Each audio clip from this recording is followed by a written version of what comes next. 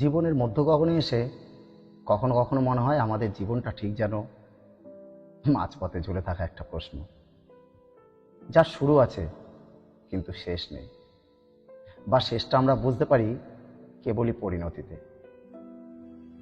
যখন সব প্রশ্ন নিঃশব্দ হয়ে যায় তখন আমরা সবাই ছুটছি, কেউ টাকার পেছনে, কেউ স্বপ্নের পেছনে, আর কেউ বা ভালোবাসার পেছনে।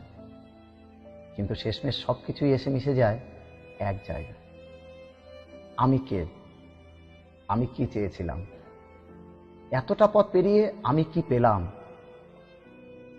জীবনের মধ্যগগনে দাঁড়িয়ে যখন আমরা একা হয়ে পড়ি তখনই নিজেকে চিনতে শিখি। যারা সত্যি ছিল তারা পাশে দাঁড়িয়ে থাকে নিঃশব্দে, আর যারা ছিল শুধু ছায়া তারা হাওয়ার মতো মিলিয়ে যায়।